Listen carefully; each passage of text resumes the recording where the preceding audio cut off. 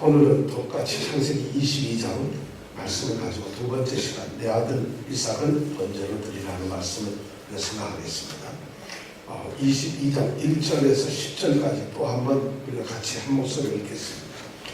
다 아시는 그런 말씀이지만은 혹시 또 다시 읽으면 이 시간 하나님께서 그 말씀에 은혜를 주실 줄 믿습니다.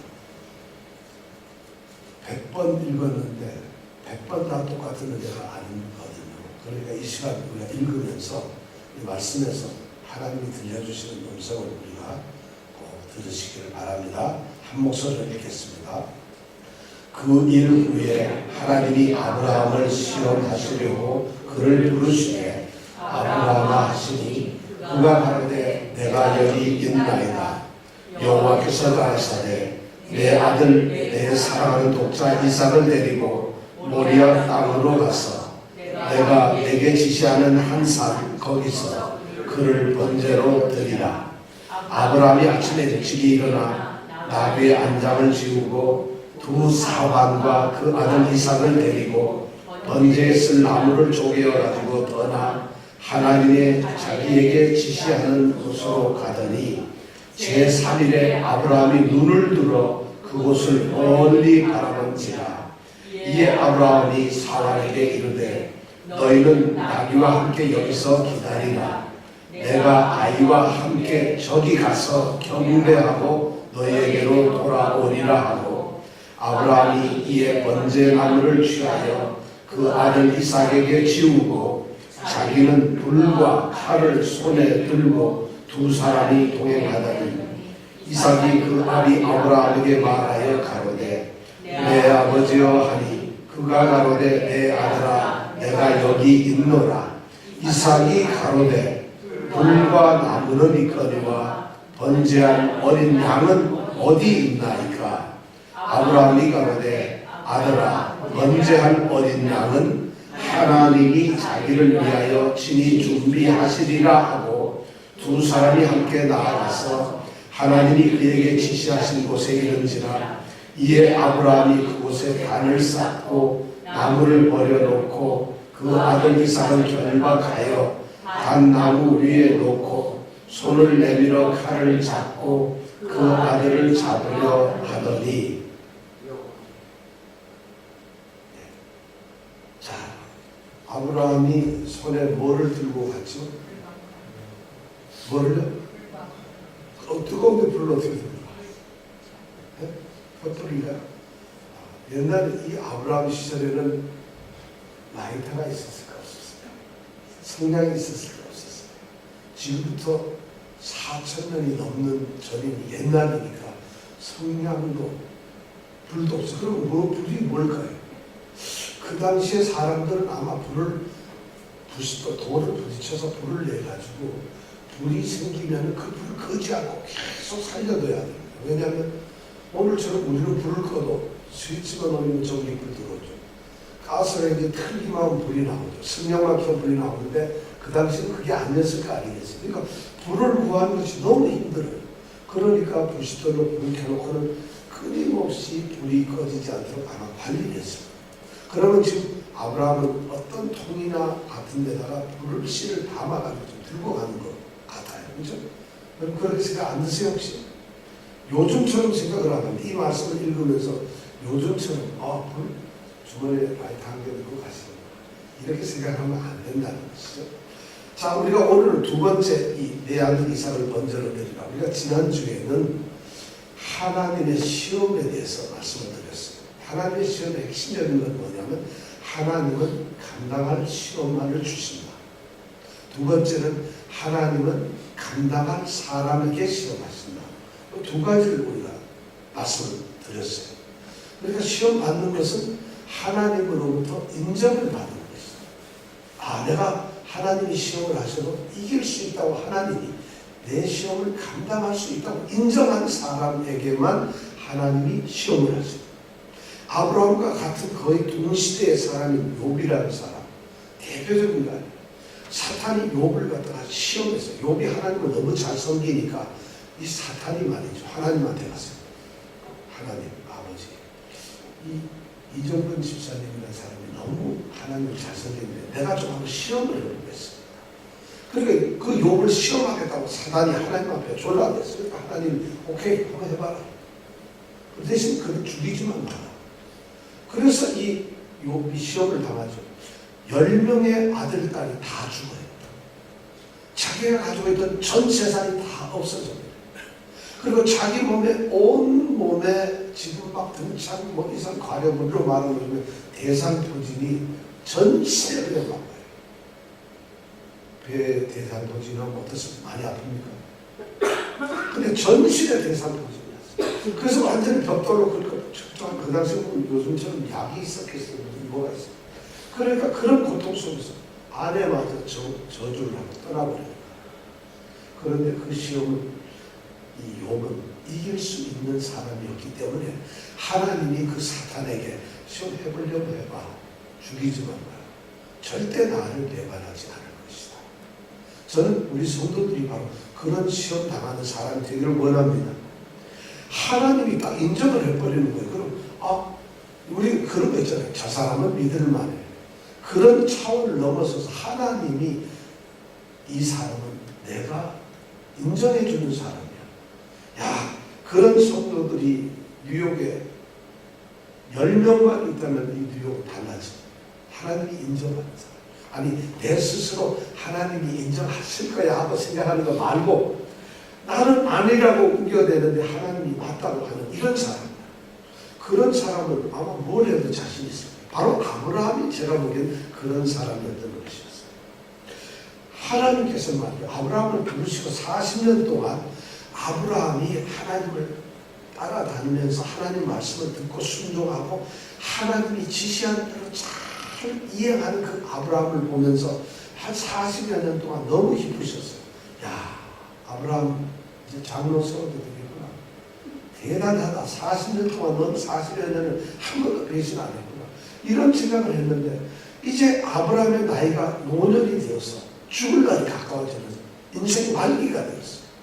그리고 하나님의 모든 약속이 다 성취된 것 같은 아들 이삭까지 100세에 죽었어요. 바로 그런 시점에서 하나님은 이 아브라함을 시험을 합니다. 이제 뭐 다 잘 들었는데 이제 남은 인생 얼마 되지도 않는데 그냥 복을 내려주시고 편안하게 살다 하나님이 불러가시면 될 텐데 하나님은 바로 그 순간에 시험을 하십니다. 이 시험은 결정적인 최종적인 시험이에요. 하나님께서 17장 1절에 보면은 내 앞에서 행하여 온전하라 하는 명령을 아브라함에 내렸는데 과연 이 아브라함이 온전한 사람인가 하는 것에 대한 시험을 지금 하시게 됩니다. 그래서 그 시험의 내용이 뭐예요? 오늘 제목대로 내 아들 이삭을 던져로 바치다. 아브라함의 그 아들, 아브라함이 사랑하고 있는 외아들, 아브라함이 살아내서 어쩔 줄 모르는 약속을 받고 100세에 얻은 그 외아들 이삭을 태워서 번제, 제사, 제물로 바치라는 이런 명령을 하나님으로 받았습니다. 우리는 이런 시험에 대해서 하나님이 어떤 생각을 가지셨는가를 지난주에 생각했는데 오늘은 두 번째 시간이에요. 그럼 하나님이 그런 시험을 한다면은 이 아브라함은 어떻게 대응을 했을까요? 어떻게 반응을 했을까요? 아브라함의 믿음은 도대체 어떤 것이었을까요? 이것을 오늘 우리가 생각해 보려고 합니다. 그리고 다음 주 시간에는 하나님과 이삭은 그 하나님의 그 시험에 대해서 어떻게 하셨는가? 이건 다음 주에 여러분들이 성경을 읽으면서 이삭은 뭘 했는가? 하나님은 뭘 하셨는가? 하는 것을 꼭 다음 주에 성경을 이렇게 읽어보시고 24절까지 읽어보시고 발표를 해야 돼요. 왜냐하면 성경을 똑같이 한글로 쓴 건데 읽어보 이삭이 뭐 어땠구나, 하나님이 어땠구나 하는 이거 말 못할 사람 혹시 있으세요? 그거 못하시는 분 있어요? 예를 들어서 아브라함이 학교에 갔습니다. 이걸 보고 하나님이 무슨 말인지 모르겠는데 이런 건 없잖아요. 그럼 똑같이 다음 주에는 이삭은 어떻게 부분을 했을까? 아브라함은 하나님은 그 아브라함과 이삭이 어떻게 했을까? 하는 걸 한번 다음 주에 생각해 보겠습니다. 그럼 어떻게 생각할 것인가? 그 비결을 제가 오늘 설교로 말씀드리겠습니다.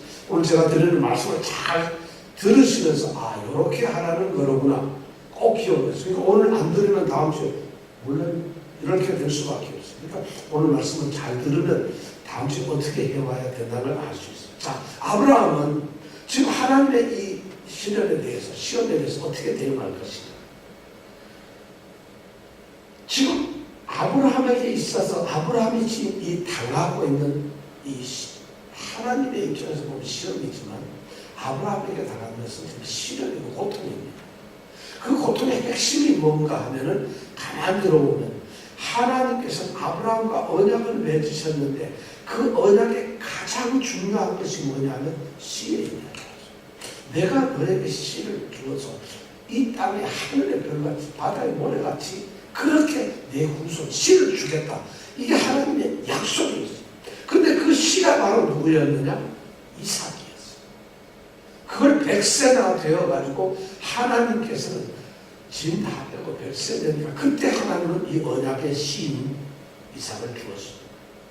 그러니까 이삭은 단순한 아브라함의 외아들, 사랑하는 아들 정도가 아닙니다. 그건 뭐냐면 하나님과의 약속, 언약의 증표고 언약물이고 언약의 대상이고 언약이 뭔가는 그것을 보여주는 살아있는 실제적인 증거물이에요. 이 이삭 자체가. 하나님이 약속을 하고 이삭을 내었기 때문에 아브라함은 이삭을 볼 때마다 무슨 생각을 하느냐면 하나님이 약속한 씨로구나. 하나님이 약속한 씨로구나. 이렇게 생각하지 않아요. 안동김 씨 중에 애가 하나 태어났구나. 이게 아니라 이 아브라함의 생각에는 이삭을 볼 때마다 내가 100세에 애를 낳았어. 이런 것이 아니라 하나님이 하나 약속이라고 생각해요. 그러니 생각해보세요. 그런 얼마나 마음이 그렇겠어요.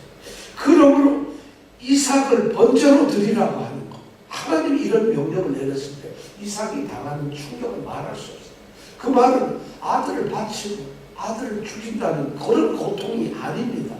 하나님께서 자신과 맺었던 이 언약의 증표를 없애버리는, 그 언약을 깨버리는, 그 언약을 파괴시키고 아브라함과는 이제 더 이상 언약 관계가 되지 않는다. 내가 더 이상 너는 약속의 사람으로 너를 받지 않겠다. 근데 더 이상 내가 너와 했던 약속 내가 깨버리고 말겠다. 그럼 두려움도 있죠. 내가 뭘 잘못했나? 아니면 하나님께서 뭔가 또 잘못했었나?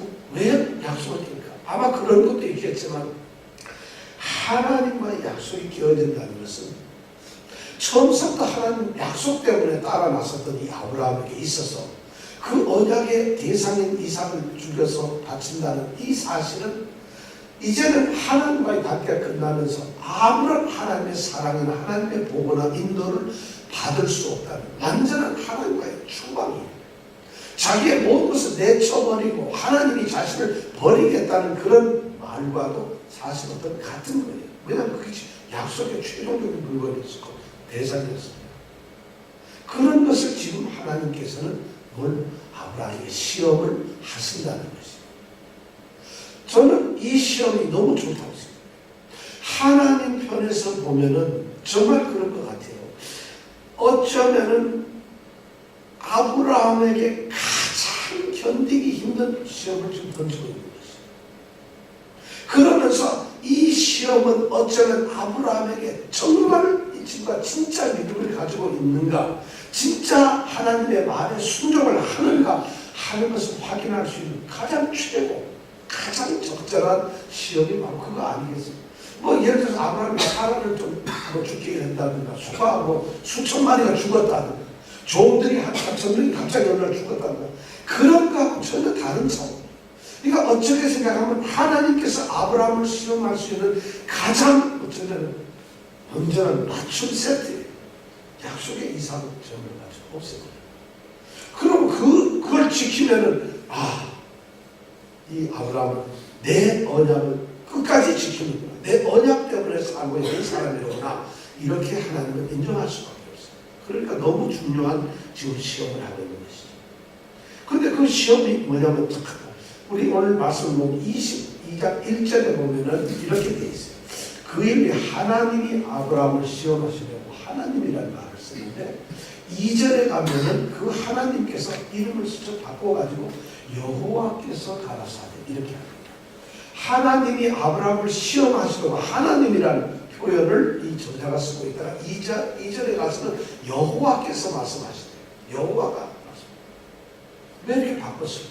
하나님과 여호와는 엄청난 차이가 있는 말이에요. 우리는 하나님 여호와, 여호와 하나님 이렇게 쉽게 쓰지만은 하나님은 창조자, 전능하신 분, 그냥 신을 얘기합니다. 하나님은 신입니다 할 때 하나님이에요. 근데 여호와라는 말은 그 신이신 하나님이 자신의 이름이에요.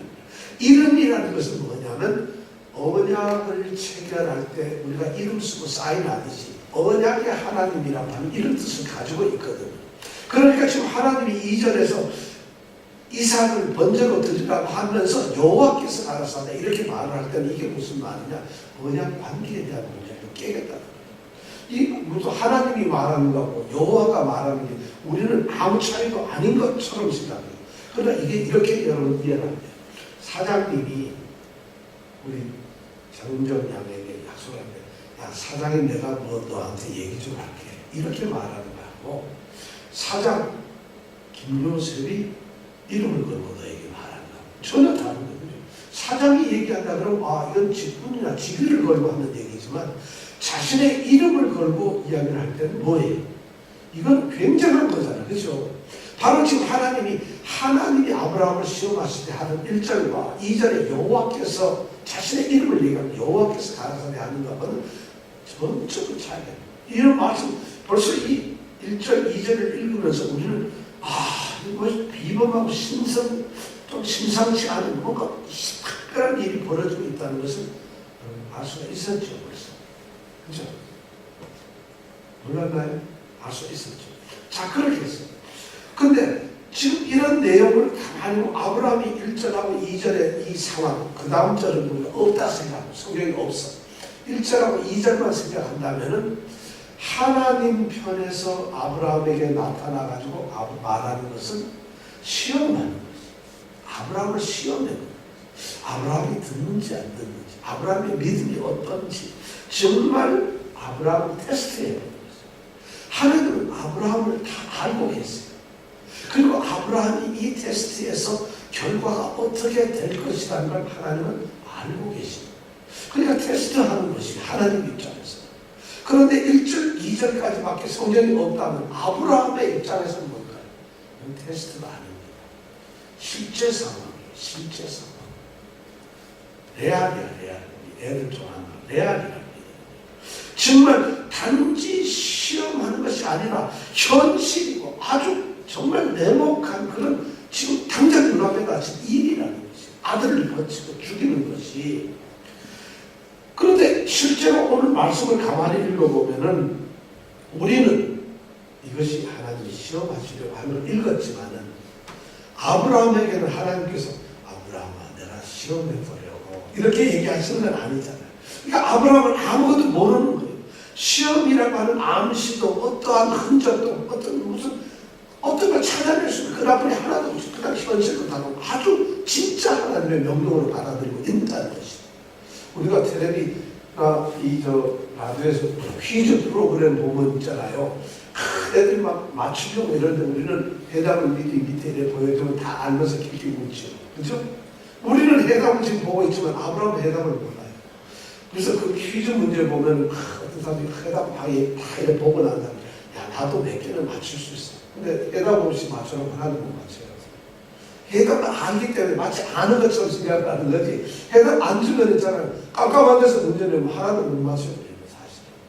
바로 우리는 지금 해답을 보고 있어요. 하나님이 아브라함을 시험하시려고 하는 해답을 보지만 이 시험 앞에 쓴 아브라함은 아무것도 모르는 정말 엄청난 그 시험이에요.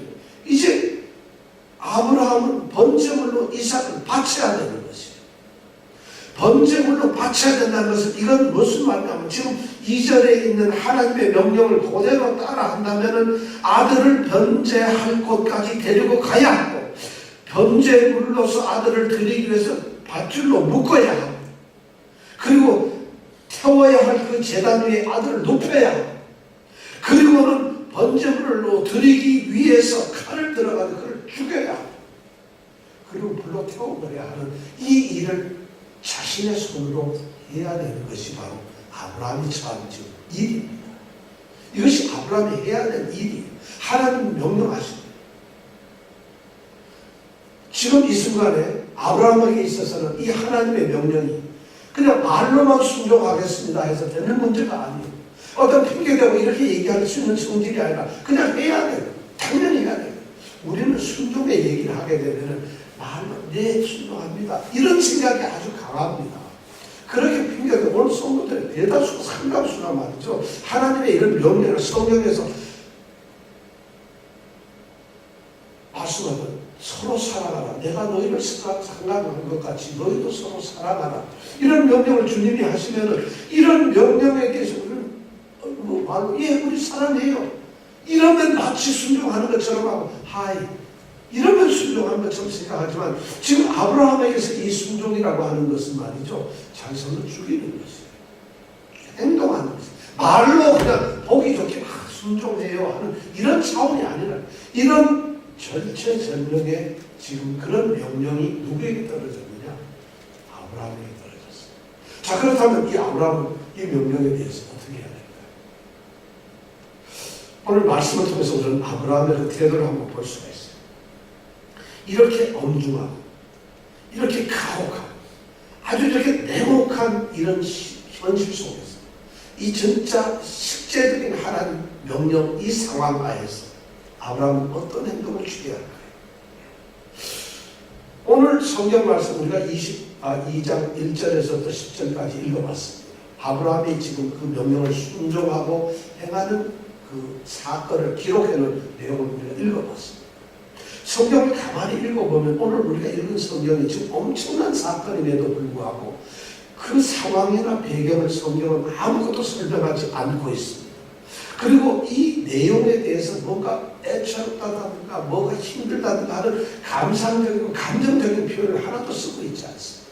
그리고 우리로 하여금 이 성경 말씀을 읽으면서 어떤 정보나 어떤 무슨 특별한 암시를 우리에게 주지 않고 너무 담담하게 너무 어떻게 보면 너무 까칠하게 아주 그리고 어떻게 보면 너무 그냥 뼈만 딱 있는 것 가시처럼 아주 단순하게 이 아브라함의 순종 사실을 기록하고 있어요.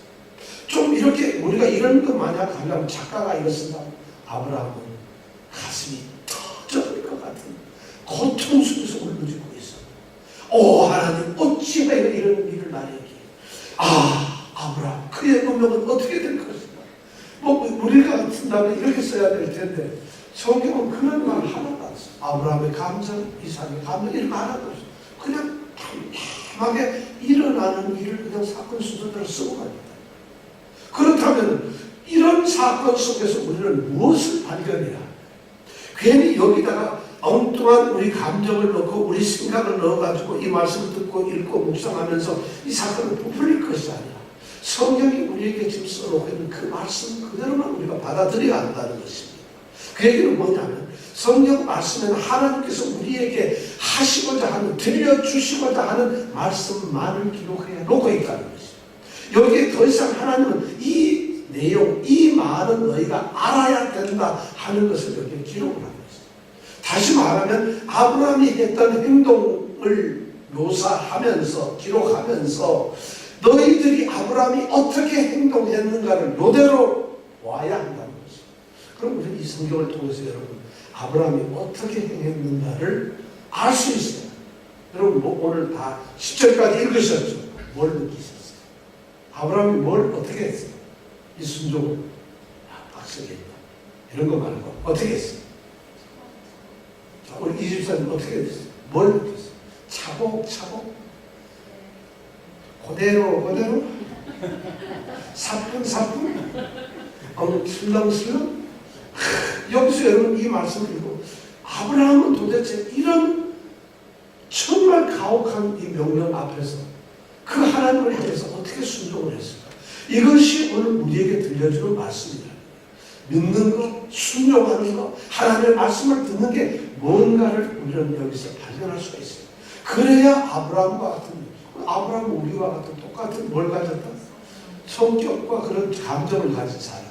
그럼 아브라함이 했다면 우리도 할 수가 있어요. 지금 그걸 얘기하는데 이 시간 여러분 이 엄중한 순간에 여러분은 딴 생각할 수 없겠죠. 자, 아브라함 도대체 어떻게 했어요? 자, 아브라함이 했던 것을 한번 읽어볼까요? 하나님은 이 성경을 기록하면서 정말 우리에게 꼭 들려주시고 싶은 이야기만 썼다는 것입니다. 첫 번째 아브라함의 순종은 뭐였을까?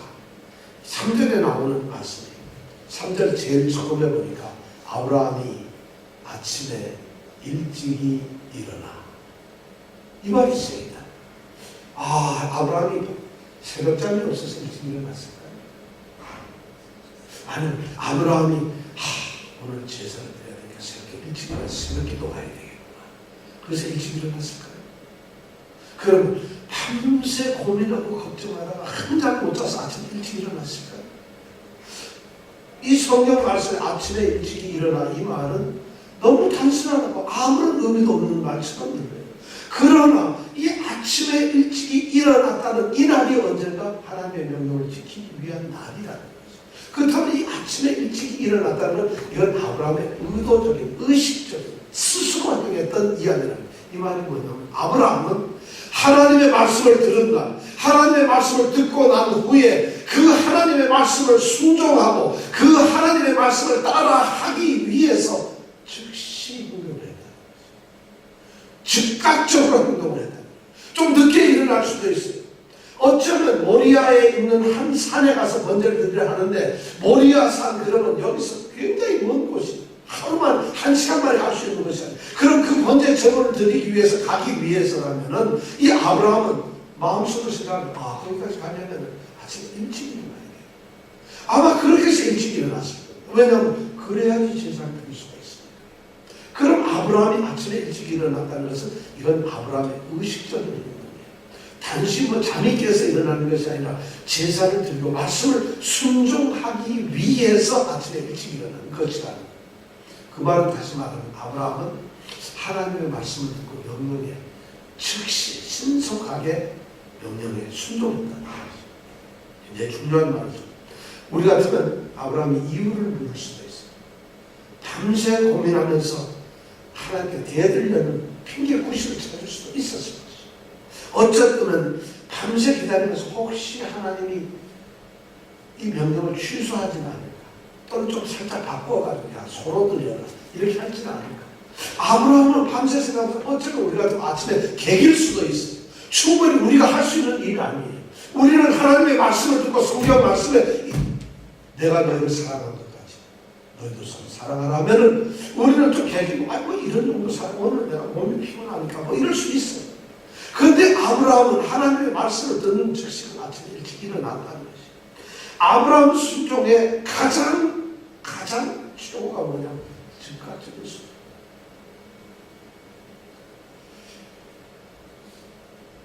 무조건적으로 아브라함을 순종해요. 아브라함은 그럼 이번에만 그랬느냐? 그렇지 않아요. 21장 14절에 가면 아브라함이 하나님께서 하갈과 이스마엘을 내어 쫓으라고 하는 말씀을 해요.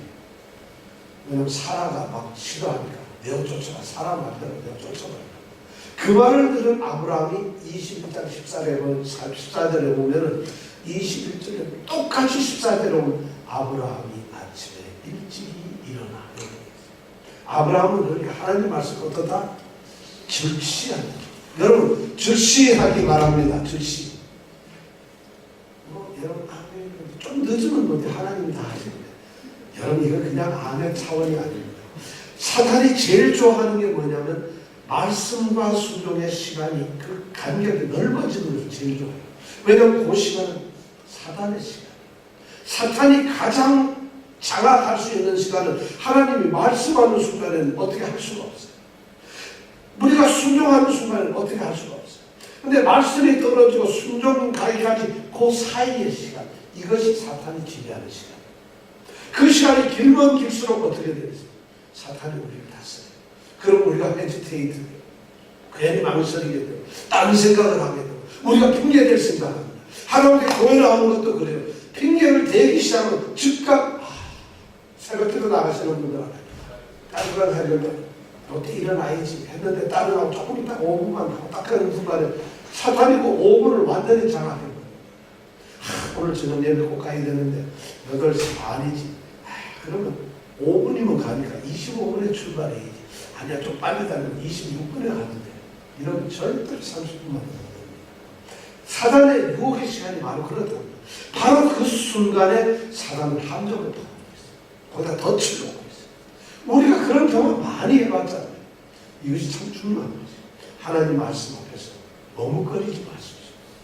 하나님 말씀에 순종하기 위해서 꾸물꾸물대지 마세요. 이유대지 마세요. 핑계대지 마세요. 어떻게 하나님 앞에서 설명을 하려고 하지 마세요. 하나님은 모든 걸 알고 계세요. 하나님은 감당할 시험을 감당할 사람에게 주셨으니까 하나님의 말씀은 무거운 것이 아니니까 우리가 지킬 수 있고 지킬 수 있는 하나님의 자녀들에게 주신 말씀이라는 거예요. 꿈을 내지 마시고 즉시 하나님 명령에 순종하시기 바랍니다. 이것이 첫 번째. 두 번째 아브라함의 순종의 특징은 뭘까요? 3절에 또 나와 있는 말씀. 3절 말씀에 이렇게 보면은 이렇게 되어 있어요. 아침에 일찍 일어나서 그 다음에 나귀 위에 안장을 지고 두 사환과 그 아들 이삭을 데리고 번제에서 나무를 쪼개가지고 떠났다. 이렇게 되어 있어요. 자, 아브라함은 지금 하나님의 말씀을 명령을 들었어요. 명령을 들었던 내용은 뭐냐면 내 아들 이삭을 번제로 드리라는 말씀이었어요. 자, 아들을 번제에 드린다면은 아들만 끌고 가면 될까요? 우리는 단순히 그렇게 생각할 수가 있습니다. 지금 아브라함은 굉장히 세심하고 아주 철저하게 준비된 순종을 하고 있어요. 너무 중요합니다, 여러분. 하나님의 말씀, 하나님의 명령이 내 아들 이삭을 번제로 드리라 하는 이 말씀을 듣고는 그 말씀을 듣는 순간에 그는 그 말씀대로 행하기 위해서 철저하게 준비를 하고 있다. 그 말씀대로 행하기 위해서 아주 세심하게 하고 있다는 것입니다. 자, 여러분 뭐가 이 제사를 드리러 번제를 드리러 갈 때 뭐가 필요한가? 뭐가 중요한가? 뭐가 지금 급한가? 뭐 어떤 일을 내가 해야지 이 제사 하나님의 번제를 정말 하나님께 온전하게 드릴 수 있는가 하는 것을 그 순종에 가장 우선적으로 지금 아브라함은 생각을 하고 있습니다. 어떤 사람들은 이런 얘기를 합니다. 자, 여기에 보면은 우선 제사를 지내 번제를 드려가기 위해서 나귀를 태우고 끌고 가야죠. 왜냐하면 모리아산이 먼데니까 끌고 들어가야죠. 그 다음에 혹시 가다가 무거운 짐도 들어야 되고 하니까 사환 둘을 데려가는 게 맞을 것 같아요. 그 다음에 모리아산에는 뭐 어떤 사람들은 나무가 없다 그러는데 뭐 없게 하겠습니다만 번제 쓸 나무까지 그냥 들고 가는 게 아니라 그걸 또 쪼개가지고 3절에 보면 쪼개가지고 들고 가요. 왜냐면 가서 또 도끼를 또 들고 갈 필요가 없잖아요. 쪼개가면 그냥 가면 안 되니까. 그럼 그렇게까지 해가지고 준비를 하고 간다는 거죠. 얼마나 철저한 이 준비를 하고 있는 이 순종은 바로 이런 철저한 준비가 필요해요. 근데 어떤 학자들은 말하기를 여러분 여기 지금 아브라함이 너무 당황을 해가지고 아브라함이 너무 고민을 많이 하다 보니까 순서가 뒤죽박죽이 되었다. 지금 오늘 성경 말씀에 보니까 제일 처음에 나오는 게 나귀의 안장을 치는다. 나귀를 들고 가는데 안장을 얹어서 안지고 그 다음에 두 사환을 선택을 했어요. 그 다음에는 번제에 쓸 나무를 갖다 쪼갰어요. 자, 나귀의 안장을 지는 것, 두 사환을 데리고 간 사환을 뽑아내는 것, 그리고 번제에 쓸 나무를 쪼개는 것, 이 세 가지가 있는데 여러분 생각에 어느 게 제일 중요해요? 어느 게 제일, 여러분 지금 이 번제를 드리기 위해서 제일 중요한 게 나귀를 안장에, 나귀에다 안장 채우는 게 제일 중요하다. 1번. 이건 아니 그게 아니고 데리고 갈 사람이 중요하지. 누굴 잘 뽑아야 되는 이게 더 중요하다. 셋째, 그게 아니고 번제에 쓴 나무를 쪼개는 게 더 중요하다. 여러분 뭐가 제일 중요한가요? 제가 가지고 있어요. 그렇지 많은 이 대다수의 이 성경 주석을 하시는 해석자들이 그렇게 말해요. 지금 아브라함이 당황해가지고 제일 중요한 게 뭔지 모르고 뒤죽박죽해가지고 낙이 먼저 챙기고 뭐 이랬다 이거예요. 정작 중요한 것이 이게 번제인데 그러니까 뭐 그래서 당황해가지고 막 이것저것 하다 보니까 순서를 못 지켰다 이렇게 말을 하고 있어요. 너무 당황한 현실이다. 또 또 어떤 사람은 그게 아니고 아브라함이 지금 이삭을 속이려고 지금 번제하러 가는데 이삭한테 그거 번제물 이러면 번제 드리러 가요? 이렇게 하면 곤란하니까 괜히 땅 쳐보려고 낙이 주려고 이랬다. 이렇게 생각합니다. 근데 해설 보통 주석을 하는 분들이 그렇게 말합니다. 저는 그거 정반대로 그 세상 물정 모르는 선생님들이 하는 소리예요. 지금 이 제사를 드리기 번제를 하기 위해서 가장 중요한 것은 지금 이 사람이 바로 문 앞에 가서 제사를 드리는 것이 아니라 그 다음 절 4절에 보면은 제3일에 3일 길을 걸어가서 해야 되는 거죠. 그렇다면 여러분 3일 길을 가서 번제 드릴 때 가장 중요한 게 뭐예요? 교통편이에요. 여러분 눈이 억수로 오는 날 그 다음 새벽 기도 가려면 제일 중요한 게 뭐예요? 상정책 챙기는 건가요? 아니면 뭐예요?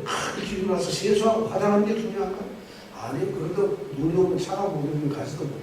혹시 차가 눈이 있는가? 눈 차처럼 차를 먼저 챙기는 게 중요하잖아요. 그럼 3일 길을 가야 되는데 이 아브라함이 그 번제를 하면서 가장 중요한 건데 3일 길을 가기 위해서 튼튼한 나비를 골라요. 그 다음에 거기에 아들을 안쳐가거나 그럴 때 편안하게 갈 수 있는 안장 준비. 나귀가 가다 푹 쓰러지면 언제 가서 제사를 지내겠어요? 제일 중요하지 않겠어요? 아브라함이 보통 머리가 좋은 게 아니에요. 우리가 인생살이에서 세상살이에서도 마찬가지예요. 뭐가 중요한지 모르고 정작 바빠서 하는데 보면은 5시간이 걸렸는데 아무것도 못했어요. 근처에 가서 안 중요한 거 가지고 일을 하는데 마당 쓰고 있어요. 깨끗해야 된다고 마당을 쓰고 있어요. 일을 건들지도 못해요. 마당 쓰고 있고 그 다음에 또 누가 보는 사람 있나 해가지고 거기에 사람 보는 거 의자 준비하고 이러다 보면 일을 못하는 사람들 많아요. 핵심들 지금 이 아브라함에게 가장 중요한 게 내가 제사를 지내 번제를 지내려 가려면 가장 준비해야 될 중요한 것이 뭐냐? 가장 급한 것이 뭐냐? 거기까지 나를 이동할 수 있는 나비를 준비해요. 안전을 해요. 그렇죠. 그 다음에 중요한 게 뭐냐? 내가 보기엔 아주 순서대로 거기까지 가면서 도와준 이 사환이 필요해요. 자기 혼자 이삭하고 둘이 가기에는 사일길이 너무 멀어요. 그럼 어떻게 될지 모르니까 가면서 나귀가 혹시 배가 고프면 먹을 것도 줘야 되죠. 나귀를 챙겨야 될 거 아니에요. 장작나무도 또 들고도 가야지. 할 게 많은데 그 일을 할 건장한 사람을 했는데 80만 노인을 데리고 둘이 간다면 되겠어요? 굉장히 중요한 두 사활, 든든한 사활을 미리 스케줄 딱 잡아가지고 내일 가야 돼. 온심 가야 되니까 기다려라. 아브라함은 굉장히 아주 체계적으로 일을 하는 사람. 그 다음에 비로소 장작을 준비하는. 이거 가서 장작이 혹시 없으면 번제를 못하니까 준비해요. 아브라함이 이렇게 아주 세심하게, 아주 치밀하게 순종을 갖다 준비를 합니다. 우리 세상 사람들은 똑같아요. 이러진 않아요, 사람들이.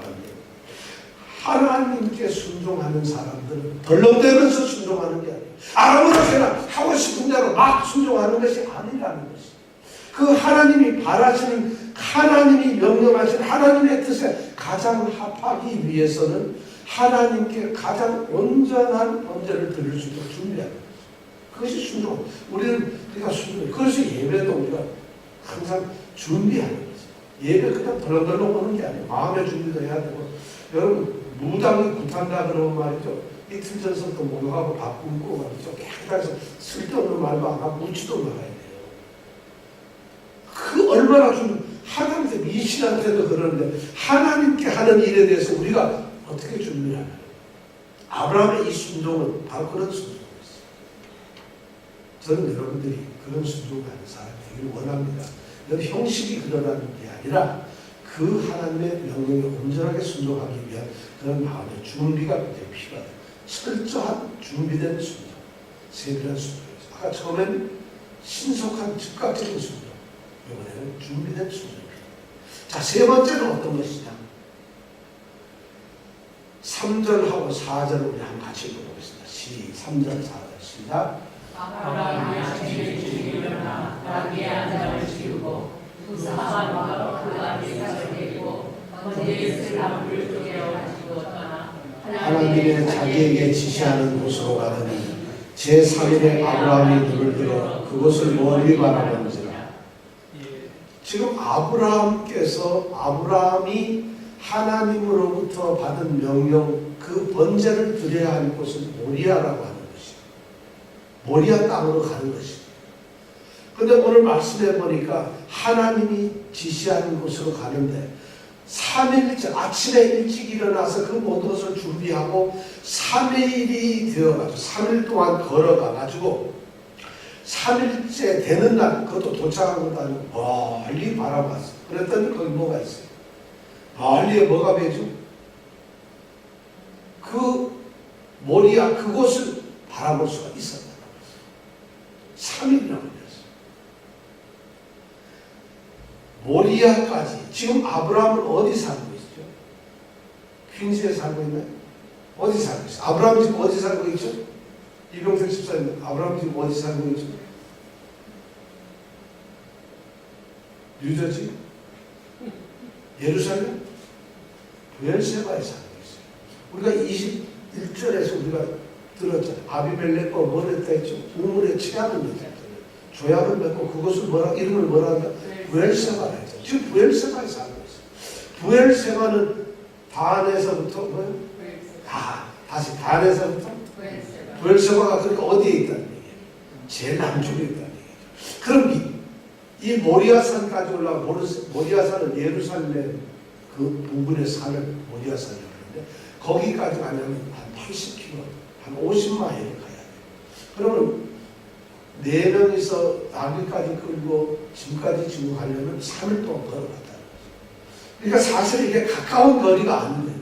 하나님이 이 시험을 하시는 것도 이왕 아들 먼저 좀 후딱 해가지고 집 앞에다가 너 빨리 단 하나 만들고 거기다가 막걸리 넣고 이삭을 먼저 넣으려고 하고 갖다 할 텐데 하나님 취향이 참 독특하십니다. 그냥 그 번제를 모리아로까지 가라는 거예요. 그럼 아브라함은 모리아 산이 어디 있다는 걸 알지. 모르는데 내비게이션 가지고 가는 것도 아니고 그죠.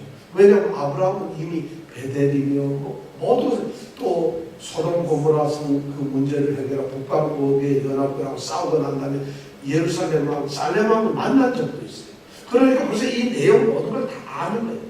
자, 그런데 그 하나님의 명령은 3일 거리를 걸어가야 되는 그렇게 먼 곳에 가서 번제를 드리는 것입니다. 이것이 하나님께서 지금 시험을 하신 또한 아주 핵심입니다. 하나님의 시험을 가만히 보면 힘든 아들 맞지. 이러는 거예요. 근데 이번에 거리가 멀기 때문에 귀찮아서 안 간다. 이런 차원이 아니에요. 이건 뭐냐면 여러분 3일 동안 내가 가야 합니다. 먼 길을 가면서 3일 동안 갔다가 하룻밤 자요. 어쩌면 들판에서 야곱이 돌백 메고 자듯이 내서 잡니다. 또 그 다음날 일어나가지고 걸어갔다가 또 들판에서 자야 돼요. 밤안 잘 수는 없어요. 그럼 들판에서 자면서 나귀는 저기서 매여있지. 해는 저물지. 이 베들레헴 가까이 오면 예루살렘 거의 다 왔습니다. 그 하늘 이렇게 보면 베들레헴의 하늘은 큰 별도 없습니다. 얼마나 이 가면 그런데 아들을 이렇게 보면 별 생각이 나는 거예요. 이 3일의 시간을 먼 거리를 하나님이 주신 이유는 네가 지금 이 순종하고 있는 이 일이 그냥 단순하게 해야 될 것이 아니라 정말 흔들리거나 변함없이 확고한 너의 그 흔들림 없는 그런 마음을 하나님은 원하고 계세요. 우리는 그렇잖아요. 자, 이 길을 가면서 말이죠. 하나님의 말씀을 만약 아브라함이 순종을 정말 하려고 한다면 참아야 돼. 3일 길을 가면서 흔들릴 수 있잖아요. 갈등도 있을 수 있잖아요. 그러면서 그 결심이 잘못될 수 있어요. 그렇지만 분명하고 뚜렷한 하나님 말씀에 순종을 해야 되겠구나 하는 마음이 있어야만 3일 길을 갈 수 있어요. 그리고 그 3일 동안 일어나는 갈등이나 나의 마음의 의구심 같은 걸 없앨 수가 있어요. 어쩌면 중간에 가다가 포기할 수도 있는 유혹이 있어요. 어쩌면 다른 길로 또 새 길로 빠질 수도 있고 어쩌면 적당하다 모리아까지 너무 머니 하나님 여기서 그냥 하겠습니다. 이럴 수도 있는 거예요. 여러 가지 이유 상황이 생길 수가 있지만 하나님은 이 길을 순종으로 가고 원하고 계세요. 그런데 이 아브라함이 바로 그것을 하고 그리고 다른 길로 가지 않습니다. 저는 이 3일 길을 인생에서 이 3일 길 제대로 걷는 사람 다 성공합니다. 아브라함이 이 3일 길을 아들하고 둘이 걷는 그 장면을 한번 생각해보세요. 우리 이병택 집사님이 제임스하고 3일을 갔다가 걸어간다고 생각해요. 근데 한마디 얘기하고 이게 무슨 제임스 어디 대학교 좋은 데 간다고 또는 대학원 간다고 하는 것도 아니고 그렇잖아요. 이 심각한 상황에서 둘이 걸어가고 있어요. 여러분 삶 동안 걸으면서 무슨 생각을 해요? 이것이 하나님의 순종입니까? 오늘 믿는 사람들에게 이런 순종을 요구하면 우리는 어떻게 생각합니까? 정말 놀라운 일이죠. 순종은 하룻밤 사이에 세워진 것이 아닙니다. 우리가 착각을 하고 있어요. 순종은 멀컥한 일시적인 어떤 충동 때문에 우리는 순종을 하겠다는 사람들도 있어요. 순종은 그게 순종이 아닙니다. 어떤 일시적인 감정을 가지고 주여 내가 3일 동안 이제는 내가 한 달 동안 새벽기도 꼭 하겠습니다. 내가 올해는 주일 한 번도 안 빠지겠습니다. 주여 내가 이번에는 절대 예배 시간에 이제 찬송을 다른 사람보다 제일 크게 부르겠습니다.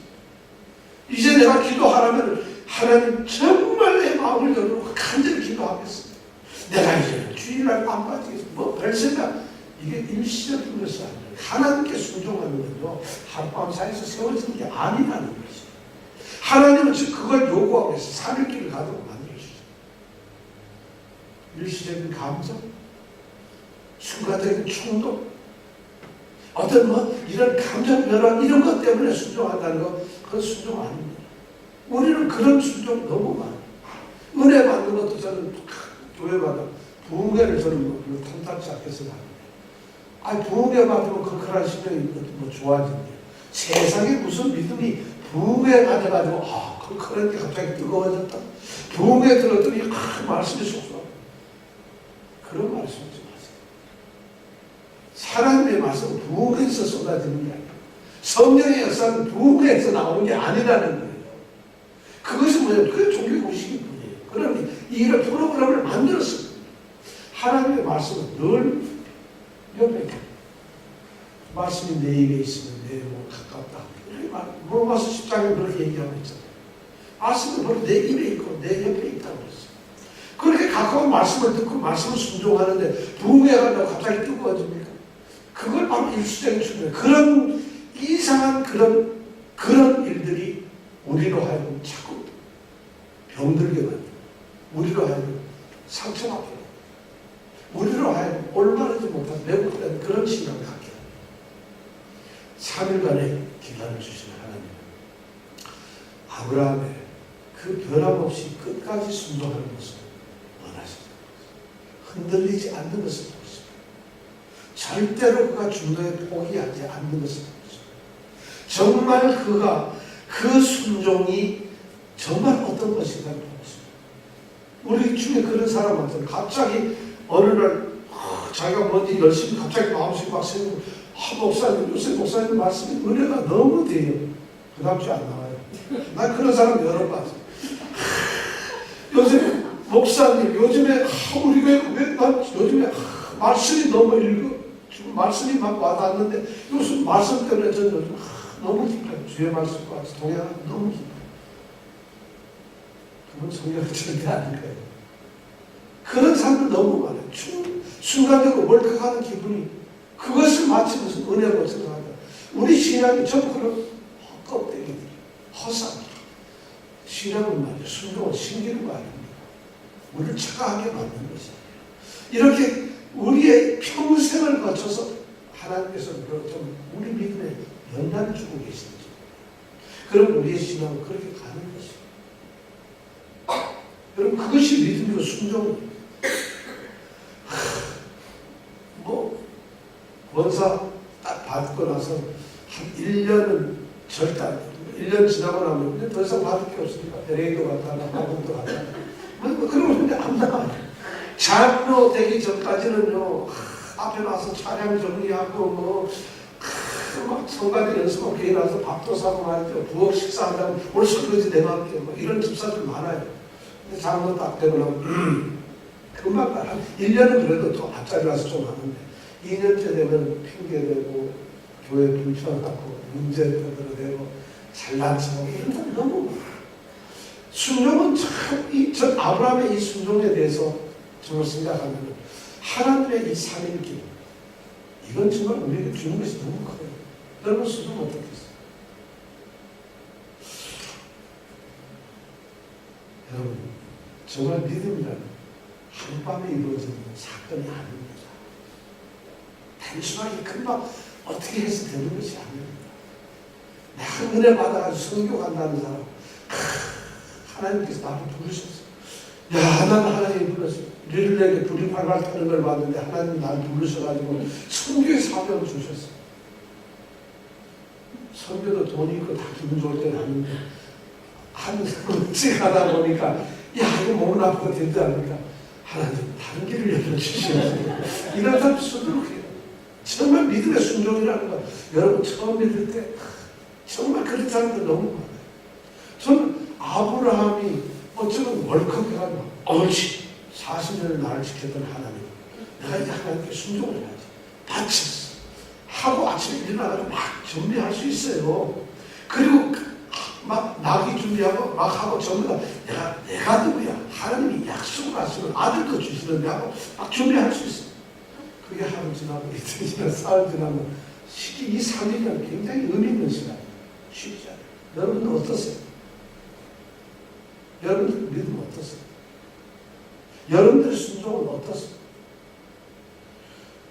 이 3일 거리에서 여러분 얼마나 많은 일이 있었을 수 있겠어요?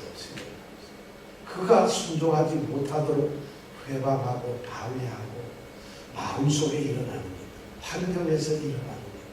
어떤 나비 새끼가 가만히 가다 가면 계속 앉을 수도 있는 거, 별일이 다 있을 거예요. 우리는 모르지만 우리 인생살이에서 보면은 우리가 신앙생활 평생 해나가는데 얼마나 많은 일이 있겠어요. 그 모든 일을 견뎌내고 이겨가는 것이 신앙이에요. 아브라함의 순종이 바로 이거예요. 바로 이러한 것을 기록하고 있다. 그 뒤에 지금 몇 가지가 있는데 시간이 너무 지나서 다음 주에 둘이 컨티뉴를 합니다. 바로 아브라함의 순종이 이런 몇 가지 앞으로 세계 얘기를 해야 돼요. 이 말씀 다음 주일에 화요일날 아브라함, 오늘 제가 말씀을 읽으면서 아브라함의 순종이 어떤 거라는 것을 얘기를 하고 있잖아요.